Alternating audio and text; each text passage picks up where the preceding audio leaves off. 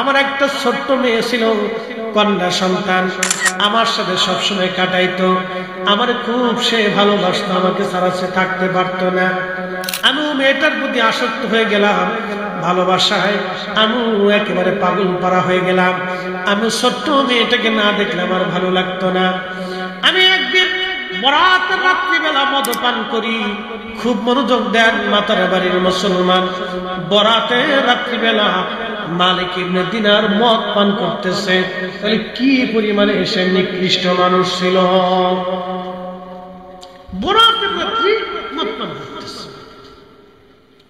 বরাতের রাত্রিবেলা মদ পান করে মালিক ইবনে দিনার বলেন, আমি যখন মদ খাই তখন এই ছোট্ট পেয়ালা ভরে ভরে মদ খাচ্ছিলাম, আর আমার ছোট্ট মেয়েটা হেঁটে হেঁটে এসে আমার মদের বোতলগুলি ফেলে ফেলে দিচ্ছিল। কচি হাত দিয়ে আমার ছোট্ট বাচ্চাটা মদের গ্লাসগুলি ফেলে ফেলে দিচ্ছিল। আমার এগুলি দেখে দেখে ভালো লাগতেছিল। ছোট্ট বাচ্চা দেখবেন দৌড়ে আসে, বাবার হাত ধরে, পা ধরে, চাম ধরে, চুল ধরে, দাড়ি ধরে, টেনে টেনে ধরে, চুল মাথা ধরে, কামড় দিতে চায়, বাবা মুখের মধ্যে মুখ লাগায়, এই বাবার ঘাড়ের মধ্যে চড়ে, বুকের মধ্যে চড়ে। এইগুলি দেখলে বাবার অন্তরে শান্তি লাগে, মায়ের অন্তরে শান্তি লাগে। মালিক ইবনে দিনার বললেন, পরের বছর আমি লাইলাতুল বরাতের রাত্রিবেলা মদ পান করতেছিলাম, কিন্তু মদ পান করা অবস্থায় আমি ডুকরায় ডুকরায় কেঁদে দিলাম। গত বছরও মদ পানের সময় আমার মেয়েটা ছিল, আজকে রাত্রিবেলা মদ পান করি, কিন্তু আমার মেয়েটা আর আমার কাছে নাই। 2-3 মাস আগে মাত্র আমার মেয়েটা ইন্তেকাল করেছে, আমার মেয়েটা মারা গেছে। অনেক দুঃখ নিয়ে মদ পান করে আমি ঘুমিয়ে পড়লাম। ঘুমিয়ে পড়ার পরে আমি স্বপ্ন দেখি কিয়ামতের মাঠ কায়েম হয়ে গেছে, বিরাট বড় মাঠ। এই বিরাট মাঠ কায়েম হয়ে যাওয়ার পরে শুধু লেলিহান শিখা, কান্নার আওয়াজ, চিৎকার আটকার, কঠিন বিভীষিকা, বিরাট বড় প্রান্তরে পাশ উপাস দেখা যায় না।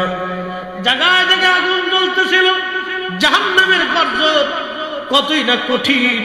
আমি লক্ষ্য করলাম একটা বিরাট বড় অজগর সাপ আমার দিকে তেড়ে তেড়ে আসতেছে, আমার দিকে দৌড়ায় দৌড়ায় আসতেছে আমারে কামড় দেওয়ার জন্য। মালিক ইবনে দিনার বলেন, ওই সাপ আমি দেখি দ্রুত গতিতে আমি দৌড়ায় পালাইতে লাগলাম, দ্রুত গতিতে আমি পালাইতে লাগলাম। আমি দৌড়াই কিন্তু সাপ আমার পিছে পিছে দৌড়ায়। আমি মালিক ইবনে দিনার দৌড়াই কিন্তু সাপ আমার পিছে পিছে দৌড়াইতে লাগলো। বহুদূর হাসরের মাঠের এক কোনায় দেখলাম এক বৃদ্ধ লোক বসে আছে, সুন্দর পোশাক তার গায়ে, শরীর থেকে সুগন্ধ আসতেছে। আমি বৃদ্ধের কাছে দৌড়ায় যা বললাম, বৃদ্ধ রে, তুমি সাপ থেকে আমারে বাঁচাও, এই সাপ আমাকে কামড়াবে। বৃদ্ধ ডেকে বলল, আল্লাহর বান্দা, এই সাপ থেকে বাঁচানোর শক্তি আমার হাতের মধ্যে নাই, তুমি অন্য কোথাও যাও, এত বড় শক্তিশালী সাপ ঠেকানোর মতো আমার শক্তি নাই, খুবই হীন, খুবই দুর্বল আমি।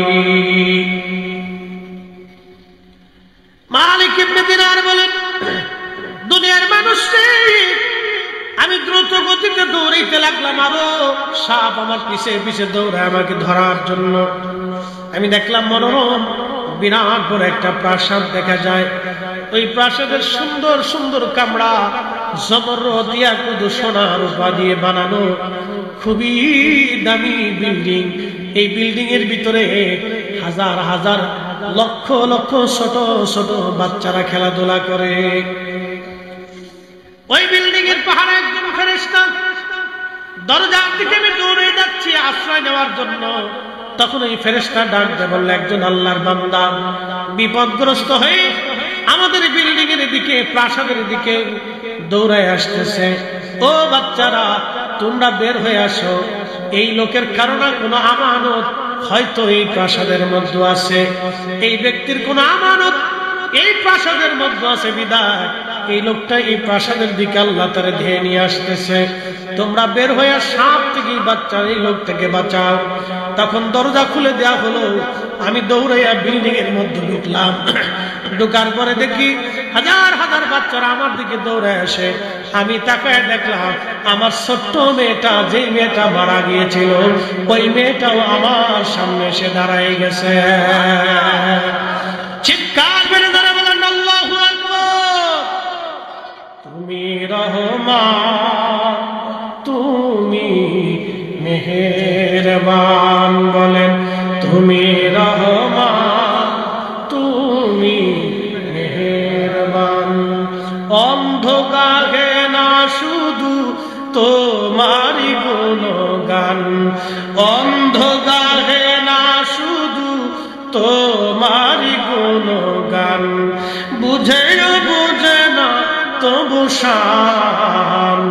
তুমি রহমান, তুমি মেহেরবান, তুমি রহমান, তুমি মেহেরবান। সালাতুন ইয়া রাসূলুল্লাহ।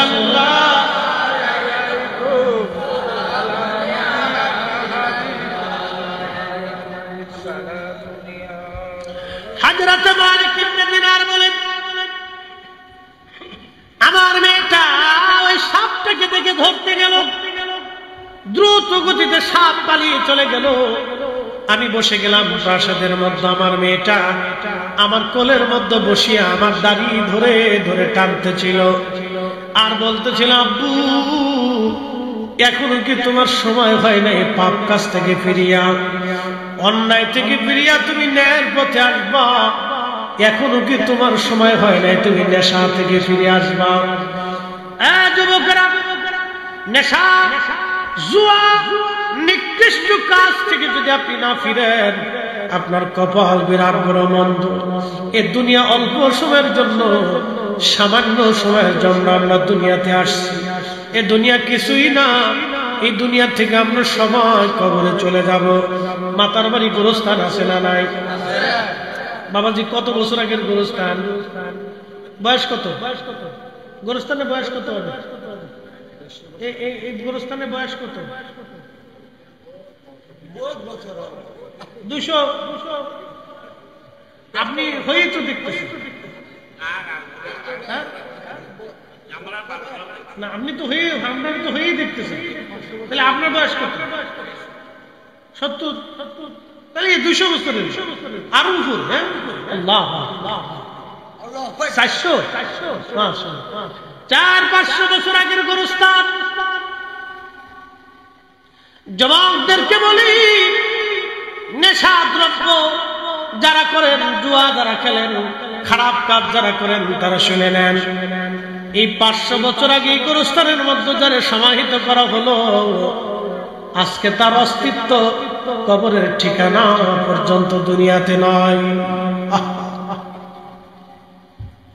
কবরের ঠিকানা পর্যন্ত হারিয়ে গেছে। 500 বছর আগে যারা কবর দিল, তার কবরের ঠিকানা নাই। কবরের পাশে দাঁড়ানোর কোন মানুষ আর তার নয়। ঠিক 100 বছর পরে আমাদের কবরের ঠিকানা হারাই যাবে। দুনিয়া অল্প সময়ের জন্য। মালিক ইবনে দিনার রাহমাতুল্লাহ আলাইহি ছোট্ট মেয়েটা ডেকে ডেকে বলে, আব্বা তোমার কি এখনো সময় হয় নাই? তুমি পাপ কাজ থেকে ফিরে আসবা। বাবা এখনো কি সময় হয় নাই তুমি নামাজে আসবা? আব্বু এখনো কি সময় হয় নাই তুমি রোজায় আসবা? আব্বু এখনো কি সময় হয় নাই তুমি তওবা করে আল্লাহর দিকে ফিরে আসবা? মালিক ইবনে দিনার বললেন, সত্য আমার মেয়েটাকে জিজ্ঞেস করলাম, মা রে ওই সাপ কিসের সাপ আমাকে তাড়া করতেছিল মা? তখন আমার মেয়েটা বললাম, ওই সাপটা হলো তোমার বদ আমল। সারা জীবন যে তুমি অন্যায় করছো, মদ পান করেছো, অন্যায় করেছো, অপরাধ করেছো, বদ আমল করেছো, নেশা করেছো, আব্বু এই বদ আমল হলো তোমার এই স্বর্গ। এই সাপ তোমাকে আজকে আল্লাহ রাব্বুল আলামিন এই সাপ দিয়ে তোমার আযাব দিত। মালিক ইবনে দিনার বললেন, মা রে, ওই যে বৃদ্ধ লোকটার কাছে আমি সাহায্য চাইতে গেলাম, সুদর্শন সুন্দর পোশাক পরা, সুগন্ধ, এই বৃদ্ধ লোকটা কে রে মা? বলতেছে, আব্বু, এই বৃদ্ধ লোকটা হলো তোমার নেক আমল। তুমি তার দুর্বল করে রাখছো, তোমার আমল নাই, নামাজ নাই, রোজা নাই, আমলটাকে তুমি দুর্বল করে রাখছো বাবা। সেই জন্যই বৃদ্ধটা, আল্লাহ তোমার এই আমলটাকে বৃদ্ধের পরিণত করিয়া তোমার দেখাই দিল। এই বৃদ্ধটা তোমার সাহায্য করতে পারে নাই আব্বু। আমল যদি ভালো হইতো তাহলে এই সাপ তোমারে আক্রমণ করতে পারতো না, বৃদ্ধ তোমাকে ঠেকাই দিত। ডাক দিয়ে বলল, মা, এই জান্নাতের প্রাসাদ, তোমরা সবাই এখানে হাজার হাজার লক্ষ লক্ষ বাচ্চা, এরা কারা? বলতে আব্বু, এই বাচ্চাগুলি মার কোল খালি করে, বাবার কোল খালি করে যারা ছোট্টকালে মারা যায়, আমার আল্লাহ এই বাচ্চাদেরকে জান্নাতের ভিতরে লালন পালন করতে থাকে। চিৎকার মেরে জোরে বলেন আল্লাহু আকবার। এই বাচ্চারা বাবা মার সুপারিশকারী হয়, জান্নাতের কারণ হয় বাবা। বলে, মারে, তুমি সাপকে ধরতে গেলে সাপ বলে চলে গেল, তুমি আমার নিরাপত্তা দিলে, মা বিষয়টা বুঝলাম না। বলে, আব্বা জান, আমি আপনার কন্যা সন্তান, ছোট্টকালে আমি মারা গেছি বিদায় আমার কোনো পাপ নাই, আমার কোনো গুনাহ নাই। আমরা ছোট্ট যারা দুনিয়ার থেকে কবরে চলে আসি, এই বাচ্চাগুলি বাবা মার জন্য সুপারিশ করনেওয়ালা হয়ে যায়। যেই বাবা মা বাচ্চা মারা যাওয়ার পরে ধৈর্য ধারণ করে, এই বাচ্চাগুলি কিয়ামতের ময়দানে তার জন্য সুপারিশ করনেওয়ালা হয়ে যায়।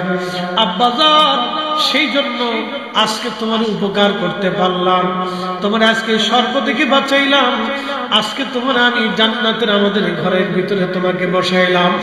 আব্বা গো, তুমি খারাপ কাজ থেকে ফিরে আসো, আর খারাপ কাজ করিও না। মালিক ইবনে দিনার রাহমাতুল্লাহ আলাইহি বলতেছে, দুনিয়ার মানুষ, আমার ঘুম ভেঙে গেল, স্বপ্ন ভেঙে গেল। ঘুম থেকে উঠার পরে আমি গোসল করিয়া আমি পাক সাফ হইয়া তওবা করলাম, সিজদায় পড়ে আল্লাহর ডাক দিয়ে বললাম, মালিক, আমি মালিক ইবনে দিনার আর দুনিয়াতে কোনোদিন খারাপ কাজ করব না। আমার কোটি কোটি টাকার সম্পদ আল্লাহর রাস্তায় পরের দিন সকালবেলা আমি দান করে দিলাম। আমি নিঃস্ব হয়ে গেলাম, গরিব হইয়া আমি মালিক ইবনে দিনার আল্লাহ পাওয়ার জন্য দিনহীন হইয়া, জাহিদ হইয়া, দুনিয়া বিরাগী হইয়া রাস্তায় বের হয়ে গেলাম আল্লাহরে পাওয়ার জন্য। দুনিয়ার এমন কোন আলেম নাই যে আলেম মালিক ইবনে দিনারের প্রশংসা না করেছেন। দুনিয়ার এমন কোন আলেম নাই মালিক ইবনে দিনারের জন্য কিতাব না লিখেছেন, প্রশংসা না করেছেন। এত বড় দুনিয়ার ওলি হয়ে গেলেন, এত বড় জাহিদ হয়ে গেলেন মালিক ইবনে দিনার। নদীর ভিতর দিয়ে যাচ্ছিলেন, নৌকার ভিতরে তিনি নৌকায় মাঝি ডাকতে বলে, মালিক, তুমি ভাড়া দাও। মালিক ইবনে দিনার বলেন, মাঝি রে, আমি দিনহীন মুসাফির, আমার হাতে কোনো পয়সা করি নাই, তোমার কিছুই দিতে পারবো না রে মাঝি, আমারে আজকের জন্য মাফ করে দাও। মাঝি নাসরবান্দা ডাক দেখে, না বেটা, ভাড়া না দিলে তোরে ঘাট ধাক্কা দিয়ে আজকে নৌকার ভিতর থেকে নদীর মধ্যে ফেলে দেব। মালিক ইবনে দিনার রাহমাতুল্লাহ আলাইহি সহ্য করতে পারেন নাই, নদীর মধ্যে হাত বাড়াই দিলেন। আমার আল্লাহ ডাক দিলেন, মাছের আরে, তাড়াতাড়ি যাও, প্রত্যেক মাসে মুখে করে একটা করে স্বর্ণ মুদ্রা নিয়ে যাবা। আমার বন্ধু, আমার অলি মালিক ইবনে দিনার হাত বাড়াইছে, আমার বন্ধু অপমান হবে। আমি আল্লাহ ওয়াদা করছি, আমার বন্ধুর ইজ্জতের জামিনদার আমি আল্লাহর হাতে। লা খাউফুন, তাদের কোনো ভয় নাই, ওয়ালা হুম ইয়াহজানুন, তাদের কোনো চিন্তা নাই। আমি আল্লাহ ওয়াদা করছি, মাসের আরে প্রত্যেকে মুখে করে একটা করে স্বর্ণ মুদ্রা নিয়ে যাবি, যা। প্রত্যেক মাসে করে একটা করে স্বর্ণ মুদ্রা নিয়ে আসছে। নৌকার চারপাশে হাজার হাজার মাছ স্বর্ণ মুদ্রাগুলি মুখে নিয়ে পানির উপরে বসে। মালিক ইবনে দিনার ডাক ডাকে, মাঝি রে, তোর যত পয়সা লাগে নিয়ে যাও, আমার আল্লাহ নৌকার ভাড়া পাঠাই দিছে। বিশ্ববিখ্যাত ইমাম, বিশ্ববিখ্যাত একজন মুজাদ্দিদ, তার নাম হযরত ওমর ইবনে আব্দুল আজিজ। ইসলামের প্রথম মুজাদ্দিদ যাকে বলা হয়, হযরত ওমর রাদিয়াল্লাহু আনহুর পরে ইসলামে যাকে দ্বিতীয় ওমর বলা হয়। হযরত ওমর ইবনে আব্দুল আজিজ মুসলমানদের যখন তিনি খলিফা হওয়ার পর ওমর ইবনে আব্দুল আজিজ রাদিয়াল্লাহু আনহু, তিনার স্ত্রীর নাম ছিল ফাতেমা। ছোট্ট সন্তান, কেবল হাঁটাহাঁটি করা শিখেছে। বাইতুল মালে নিয়ে যাওয়া হলো রাষ্ট্রীয় কোষাগার। রাষ্ট্রীয় কোষাগারে যখন তাকে নিয়ে যাওয়া হলো, রাষ্ট্রীয় কোষাগারে অনেক কিছু জমা হয়েছে। তো তখন কিছু আপেলও ভিন্ন এলাকা থেকে রাষ্ট্রীয় কোষাগারে জমা হলো। ওমর ইবনে আব্দুল আজিজের ছোট্ট ছেলেটা বাইতুল মালে যায় দৌড়াদৌড়ি করতে করতে ওই আপেল দেখে ছোট্ট ছেলেটা দৌড়ায় যাইয়া একটা আপেল হাতে নিয়ে মুখের মধ্য দিয়ে কামড় দিয়ে বাচ্চাটা খাওয়া শুরু করে দিল। ওমর ইবনে আব্দুল আজিজ দৌড়ে যাইয়া বাচ্চার হাত চেপে ধরলেন। বাচ্চার হাত চেপে ধরার পরে ওমর ইবনে আব্দুল আজিজ রাহিমাহুল্লাহ বাচ্চার মুখের মধ্যে চাপ দিয়ে ধরে আঙ্গুলটা দিয়ে মুখের মধ্যে যে আপেল ছিল, এই আপেলটা আস্তে করে টান দিয়ে বের করে নিয়ে আসলেন। বাচ্চার হাত থেকে যখন আপেল নিয়ে বাইতুল মালে রেখে দিলেন, ছোট্ট বাচ্চা অত কিছু বুঝে না। ওই ছোট্ট বাচ্চাটার সাথে সাথে কেঁদে ফেললো, কান্না শুরু করে দিল। তার স্ত্রী ফাতেমা ডাক দিয়ে বলেন, স্বামী আমার, আপনি আমার এতটুকুন বাচ্চাকে কষ্ট না দিলেও তো পারতেন। আপনি কেন এতটুকুন বাচ্চাও তো বুঝে নাই? বাইতুল মাল থেকে না একটা ছোট্ট আপেলও নিয়ে গেছে। কি জন্য আপনি তারে কান্না করাইলেন? কি জন্য আপনি তারে কষ্ট দিলেন গো স্বামী আমার? ওমর ইবনে আব্দুল আজিজ ডাক দিয়ে বলেন, ফাতিমা বিবি আমার, তুমি জানো এটা বাইতুল মাল সরকারি কোষাগার, আর এই রাষ্ট্রীয় কোষাগার আল্লাহর পক্ষ থেকে আমাকে আল্লাহ খলিফা হিসেবে আমানতদার বানিয়েছে। আমার সন্তান একটা আপেল খেয়ে ফেলে দিবে, কিয়ামতের ময়দানে আপেলের জন্য আল্লাহর আদালতে আমার দাঁড়ায় থাকতে হবে। দুনিয়াতে তোমার সন্তান কান্না করুক, তাতে আমার কোনো আফসোস নাই, কিন্তু কিয়ামতের ময়দানে তোমার একটা সন্তানের আপেলের জন্য আমি ওমর ইবনে আব্দুল আজিজ এই রাষ্ট্রের হিসাব দিতে যাইয়া আল্লাহর আদালতে দাঁড়ায় থাকতে হবে। শাস্তির মুখাপেক্ষী হতে হবে। এই লজ্জা নেওয়ার আগে দুনিয়া থেকে বাচ্চা কান্না করলে আমার তাতে কোনো দুঃখ নাই। একবার জোরে বলা যাবে আল্লাহু আকবার।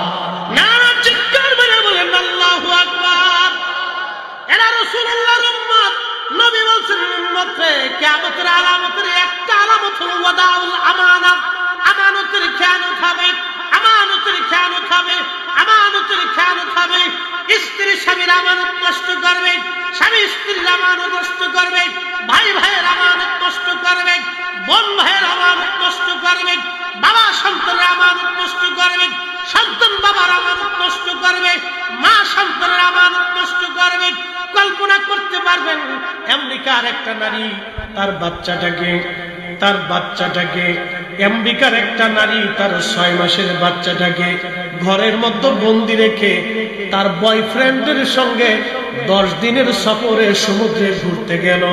ওই বাচ্চাটা 3 দিন পরে মারা গেল না খেয়ে খেয়ে। চিন্তা করতে পারেন, এর নাম পরকিয়া। প্রিয় মুসলমান,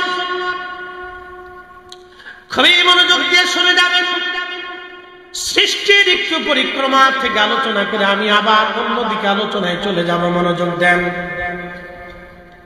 এই যে দেহ আপনারা দেখেন, এই দেহটার সূচনা হলো বাদা খালকাল ইনসানি মিন তুরামিন তিন। মানব জাতিকে আল্লাহর সৃষ্টির সূচনা করলেন মাটি থেকে। সুম্মা জাআলা নাসলাহু, বংশ বিস্তার করলেন আল্লাহ। মিন সুলালাতিন মিন মাইন মাহিদ। আল্লাহর কোরআন বলতেছে শরীরের নির্গত পানি যেটা পুরুষের পৃষ্ঠদেশ থেকে আসে, নারীর বক্ষ থেকে আসে, পবিত্র বন্ধন, বৈধ বন্ধন, বৈবাহিক বন্ধনের মাধ্যমে আল্লাহ ওই বাবা এবং মায়ের শরীর থেকে নির্গত পানি মায়ের রহমের ভিতরে একবারে নিরাপদ আধারে আমার আল্লাহ পাক সেই পানিটাকে জমা করেন। অথচ আমি কিছুই ছিলাম না, অস্তিত্বহীন আমি ছিলাম। ওই পানি, পানির সাথে মাটি, মাটির সাথে পানি, পানির সাথে হাওয়া, হাওয়ার সাথে আপনার আগুন, বাতাস, খাক, বাদ, আগুন, পানি, মাটি, বাতাস, এই চারটা পদার্থ দিয়ে আল্লাহ মানুষ বানাইলেন। চিৎকার করে জোরে বলেন না সুবহানাল্লাহ। চার রঙের মশলা দিয়া যে কইরাছে তোর গঠন, চার রঙের মশলা দিয়া আগুন, পানি, মাটি, বাতাস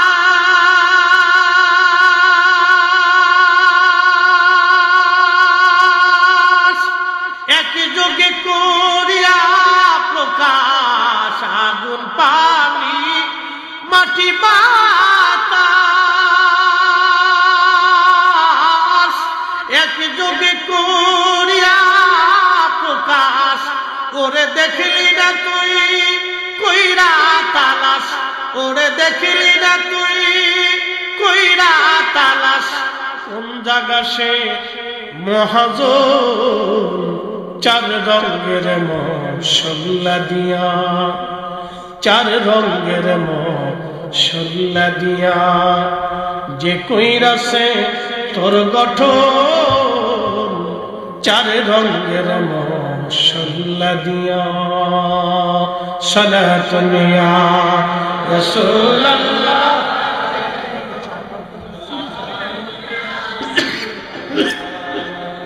সালাতুন ইয়া রাসূলুল্লাহ, সালামুন ইয়া হাবিব। বন্ধুগণ আমার, ওই পানিটা আল্লাহ রাব্বুল আলামিন মায়ের রেহেমের ভিতরে নিয়ে আসেন। একটা বিশেষ জায়গা, পৃথিবীর সবচাইতে নিরাপদ জায়গা। আপনাদের কাছকে বুঝাই দিয়ে যায়, স্বামী স্ত্রী যারা হয়েছেন, শরম লজ্জা করার কিছু নাই। ইচ্ছা তো অনেকের সন্তান জন্ম হবে, মিন সুলালাতিন মিন মাইন মাহিন সুম্মা জালা নাসলাহু, বংশ বিস্তার হবে আপনার। কারণ কোন নারী এবং পুরুষের বিয়ে হয়ে যাওয়ার পরে দেখবেন অটোমেটিক মন চেঞ্জ হয়ে যায়। ওই নারী বাচ্চা নেওয়ার জন্য পাগল হয়ে যায়, ওই পুরুষটাও বাচ্চার জন্য পাগল হয়ে যায়। এই অন্তরে মোহাব্বত যিনি তৈরি করে দেন, একবার বলেন তো সেই মালিকের নাম কি? এখন বাচ্চা তো নেবেন, আপনি কেমনে নেবেন, কখন নেবেন, কোন অবস্থায় নেবেন, কোন হালতে নেবেন,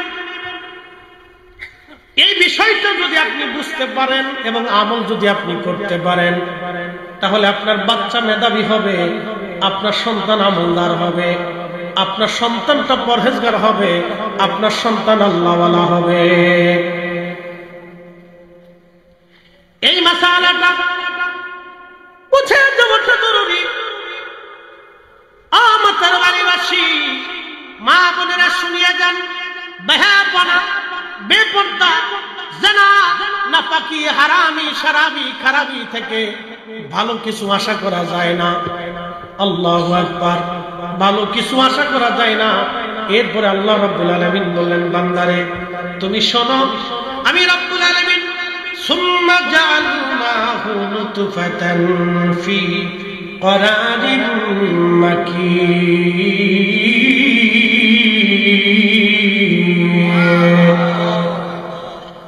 বুঝতে কি কোনো অসুবিধা?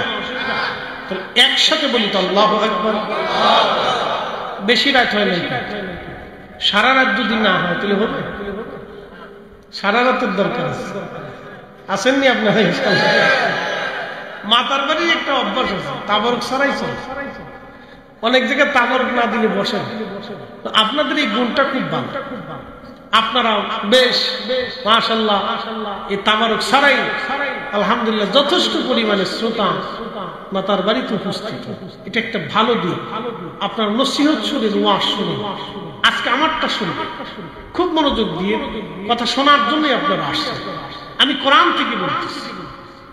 আল্লাহ বললেন, তোমার যে নুতফাটা, বাবার নির্গত, মায়ের শরীর থেকে নির্গত যে নুতফা পানি, এটা আল্লাহ এমন একটি স্থানে রাখলেন, ফি করারিন মাকিন, একবারে নিরাপদ আধার, নিরাপদ স্থান। পৃথিবীর সমস্ত জ্ঞান, সমস্ত বিজ্ঞান 40 দিন পর্যন্ত আল্লাহ পানিটাকে মায়ের রেহেমের ভিতরে রিফাইন করতে থাকেন। 40 দিন পরে ওই পানিটাকে আল্লাহ রাব্বুল আলামিন রক্তপিণ্ড বানায় দেন। ওই রক্তপিণ্ড আরো 40 দিন পর্যন্ত আমার আল্লাহ মায়ের রেহেমের মধ্যে আমার রাব্বুল আলামিন ওই রক্তপিণ্ডটাকে আমার আল্লাহ রিফাইন করতে থাকেন। এরপরে আল্লাহ বললেন, 40 দিন পরে ওই রক্তখণ্ডটাকে আমার আল্লাহ গোশত অস্থিপুঞ্জ বানায় দেন। এই যে আমাদের বডি দেখেন, বাকি 40 দিন পরে ওটাকে রিফাইন করতে করতে এটা অস্থিপিণ্ডে হয়ে যায় 3 মাস 4 মাস পরে। যখন 120 দিন পার হয়ে যায়, তখন আমার আল্লাহ রাব্বুল আলামিন রূহের জগৎ থেকে আমাদের যে রূহুর ইঞ্জিনটা, এই ইঞ্জিনটা আমার আল্লাহ জিবরাইলের মাধ্যমে মায়ের পেটের ভিতরে আমার আল্লাহ ফুঁকায় দেয়। চিৎকার মেরে জোরে বলেন আল্লাহু আকবার। খাসার ভিতর চিন পাখি কেমনে আসে যায়, আজ পর্যন্ত ভিতরে কে তার দেখা গেল না, চিনা গেল না। রুহু কি আজ পর্যন্ত আপনি দেখেন নাই, চিনেন নাই। আল্লাহ বলেন, ওয়ায়াসআলুনাকা আনির রূহি কুলির রূহু মিন আমরি রাব্বি। আমার আল্লাহ ডাক দিলেন, বান্দা, হাবিব, বন্ধু আমার, আপনি আমার বান্দারা, মুশরিকরা, কাফেররা আপনাকে জিজ্ঞেস করে রূহ কি জিনিস, আপনি বলে দেন কুলির রূহু মিন আমরি রাব্বি, এই রূহটা আমি আল্লাহর হুকুম, এই রূহ আমি আল্লাহর হুকুম। শুনিয়া যান মাতার বাড়িবাসী, এই রূহটা যখন আল্লাহ 4 মাস সময়ে 120 দিন বয়সে মায়ের রেহেমের ভিতরে আল্লাহ দিয়ে দিলেন, যখন আসলো কেউ জানলো না। এই রূহটা নিয়ে আপনি দুনিয়াতে আসলেন, কিন্তু যখন রূহটা দেওয়া হয়, আল্লাহ বলেন, জিবরাইল রে, হযরত সুলাইমান আলাইহিস সালাতু ওয়াস সালামের বিরাট বড় রাজ দরবার ছিল, বর্তমান যেটা ফিলিস্তিনের বাইতুল আকসা। এই বাইতুল আকসা মসজিদ সর্বপ্রথম যিনি নির্মাণ করেছিলেন, তিনি হযরত ইয়াকুব আলাইহিস সালাম, হযরত ইব্রাহিম আলাইহিস সালামের নাতি। ইয়াকুব আলাইহিস সালাম সর্বপ্রথম বাইতুল আকসা নির্মাণ করেছিলেন। এরপরে দ্বিতীয়বার যেটা সংস্কার এবং সুন্দর বিল্ডিং দিয়া, আলিশান পাথর দিয়ে, দামি দামি পাথর, আল্লাহু আকবার। এবার ওই যে আল্লামা ইসমাইল হাকি তাফসীর রুহুল বায়ানের মধ্যে লেখেন, হযরতে সুলাইমান নবীজি মসজিদ বানাইছিলেন পৃথিবীর দামি দামি মুক্তা এবং পাথর দিয়ে। এই পাথরের আলো, এতই আলো ছিল, রাতের আধারে 16 মাইল দূর থেকে ফিলিস্তিনের নারীরা পাথরের আলো থেকে সুই দিয়ে তারা কাঁথা কাপড় সেলাই করতে পারত। একবার জোরে বলা যাবে আল্লাহু আকবার।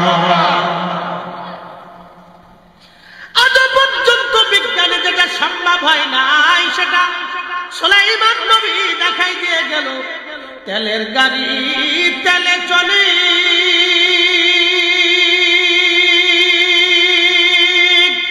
হাওয়ার গাড়ি হাওয়ায় উড়ে, বিনা তেলে চালায় গাড়ি নবী সুলাইমান। আমরা সেই মুসলমান। সেই মুসলমান। কথা বলেন ঠিক কিনা? হযরত সুলাইমান আলাইহিস সালাতু ওয়াস সালাম রাজপ্রাসাদের মধ্যে বসে আছেন তিনি। তখন এক যুবক বসে আছে রাজদরবারে। আজরাইল মালাকুল মউত সুলাইমান আলাইহিস সালামের দরবারে মাঝে মধ্যে আসা যাওয়া করত। আল্লামা ইমাম আহমদ ইবনে হাম্বল কিতাবুজ জুহুদের মধ্যে তিনি লিখতেছেন, ওই যুবক বসে রয়েছে। এমন সময় হযরত সুলাইমান আলাইহিস সালাতু ওয়াস সালাম দেখে আজরাইল ওই যুবকের দিকে তীক্ষ্ণ নজরে তাকায় রয়েছে। আজরাইল একেবারে তীক্ষ্ণ নজর, দীর্ঘ সময় তীক্ষ্ণ নজরে তাকানোর পরে আজরাইল চলে গেলেন। চলে যাওয়ার পরে ছেলেটা বলতেছে, হুজুর আপনি দয়া করে এই মুহূর্তেই আমাকে আপনি নিয়ে যান সুদূর ভারতে, হিন্দুস্তানে আপনি আমারে নিয়ে যান। এই মুহূর্তে আপনি আমারে হিন্দুস্তানে নিয়ে যান, আমারে হিন্দুস্তানে নামাই দিয়ে আসেন। চিন্তা করেন, বর্তমান যেটা ক্ষেপণাস্ত্র, ইরান একটা ক্ষেপণাস্ত্র বানাইছে, যে ক্ষেপণাস্ত্রটা ঘন্টায় 2000 কিলোমিটার বেগে চলে যায়। ইসরায়েল এই জন্য ডরাইতেছে। দেখেন 4-5টা মারার পরে ইসরায়েল আর মারতে সাহস পায় নাই, ইসরায়েলও ডরাই ফেলছে, আর আমেরিকাও একটু ভয় ভয় পাইছে। আর সৌদির রাজা বাচ্চা, মধ্যপ্রাচ্যের জর্দানের রাজা, আর আরব আমিরাতের রাজা, তারা ইসরায়েলের পক্ষ নিয়েছে তলে তলে। এই সবকটাই মুসলমানের জাতীয় বেঈমান। ওদের দেশের মৌলবীরা আপনার দেশে আইসা তারাবির নামাজে আত্মঘাত মানানোর জন্য উঠে পড়ে লাগছে। ওদের দেশের তেল বিক্রি করে আমার দেশের শায়েখরা এই নামাজের ভিতরে বুকের উপরে হাত পেতে নামাজ পড়ে আমার মসজিদে ভেজাল বাঁধাইছে। ওদের দেশের মৌলবীরা এদেশে আসিয়া আমার দোয়া বন্ধ করে দিচ্ছে, মিলাদুন নবীর শিরিক বলতেছে, আমার এই কোরআন খতম বন্ধ করে দিয়েছে, ইশারে সব বন্ধ করে দিতে চাচ্ছে, আল্লাহ ওলিদের দরবারে দাওকে শিরিকের ফতোয়া দিচ্ছে। শাহজালালের জমিন, শাহপরানের জমিন, শাহ মাকদুমের জমিন, বড় আউলিয়ার জমিন, 360 আউলিয়ার জমিনে এই নজদিবাদের ঠাই হবে না, ঠাই হবে না। হাত উঁচা করে বলেন ঠিক না বেঠিক?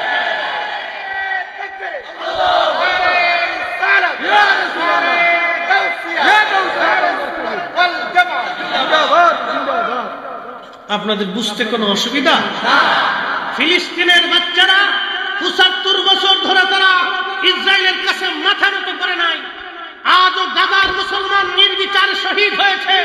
40,000-এর উপরে মুসলমান শহীদ হয়েছে, 80,000-এর উপরে মুসলমান আহত হয়েছে। অনেকের মা মরে গেছেন, পরিবার শেষ হয়ে গেছে, পরিবারের সদস্যরা শেষ হয়ে গেছে, ছোট্ট বাচ্চা এতিম হয়ে গেছে। তার বড় বাচ্চাকে যদি জিজ্ঞেস করা হয় কেমন আছে, বলে আলহামদুলিল্লাহ। বাচ্চা বলে হাসবুনাল্লাহু নি'মাল ওয়াকিল, নি'মাল মাওলা ওয়া নি'মান নাসীর। সৌদি আরবের রাজা বাচ্চারা, আমির উমরারা, যারা 30টা 32টা বউ বিয়ে করে আলিশান আরাম করে খালি নেশা করে বেড়াচ্ছে, ওদের শেখা উচিত ফিলিস্তিনের বাচ্চা থেকে ঈমান নেওয়া উচিত, ফিলিস্তিনের মা থেকে ওদের মায়েদের ঈমান নেওয়া উচিত, ফিলিস্তিনের ছোট্ট মুজাহিদ থেকে ওদেরকে জিহাদ শেখা উচিত, ফিলিস্তিনের ছোট্ট বাচ্চা থেকে ওদেরকে ঈমানি ত্যাগমুক্ত হওয়া উচিত। এর অর্থই হচ্ছে ফিলিস্তিনের একটা ছোট্ট বাচ্চার জুতার ওদের সমান সৌদির মধ্যপ্রাচ্যের রাজা বাচ্চারা হতে পারে না। আপনারা আমাদেরকে খালি বেদাতি বেদাতি বলে চিৎকার করেন না? হ্যাঁ, এদেশে কাদেরিয়া, চিশতিয়া, নকশবন্দিয়া, সোহরাওয়ার্দী, নিজামি, ওসমানিয়া, ওয়াইসি, এই সমস্ত তরিকা যদি না আসতো, পীর মাশায়েখ না আসলে দেশে ইসলামের অস্তিত্বই খুঁজে পাওয়া যাইত না, কালেমার আযানের অস্তিত্ব খুঁজে পাওয়া যেত না।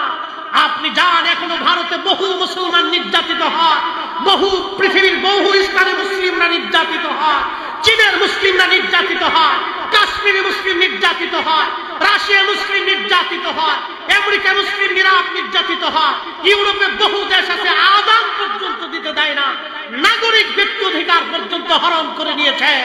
আপনি এখনো যান, বহু জায়গায় আযান পর্যন্ত হয় না। আমার দেশে নির্দ্বিধায় আমরা আযান দেই, এটা মুসলিম হয়েছে আউলিয়া কেরামের বদৌলতে। অতএব আউলিয়া কেরামের দেওয়া শিক্ষা দীক্ষা এদেশে চলবে। কথা বলেন ঠিক না?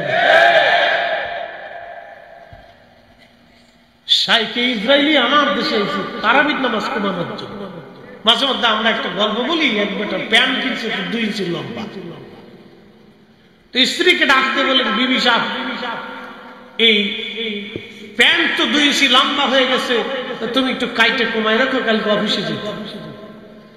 তো বেচারা চিন্তা করলো, বিবি সাহেবকে বলছি মনে নাও থাকতে পারে, কাজের ব্যস্ততা নাতিনত করে এসে বড় মেয়েকে ডাক দেখে, না তুমি 2 ইঞ্চি কেটে রেখেছো। চিন্তা করলো মনে নাও থাকতে পারে, 2 ইঞ্চি লম্বা হয়ে গেছে, বিরাট বিপদ।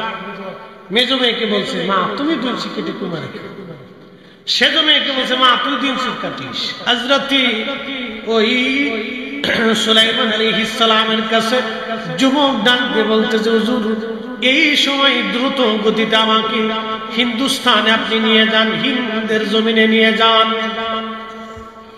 খোদারি পয়গম্বর সুলাইমান আলাইহিস সালাম বাতাসকে বললেন, বাতাস দ্রুত গতিতে তাকে হিন্দুস্তানে নিয়ে যাও।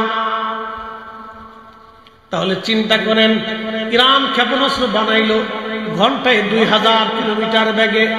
তার অর্থ হলো ইরান যদি বাংলাদেশ থেকে একটা ক্ষেপণাস্ত্র মারে, সৌদি আরব 6000 কিলোমিটার। এই ক্ষেপণাস্ত্রটা সৌদি আরব পৌঁছাইতে বেশি সময়ের দরকার হবে না, বেশি সময়ের প্রয়োজন হবে না। আর একটা ক্ষেপণাস্ত্র ইরান বানাইলো, সেই ক্ষেপণাস্ত্র এই শব্দের 5 গুণ গতিতে বেশি চলে। এটার নাম হাইপারসনিক ক্ষেপণাস্ত্র।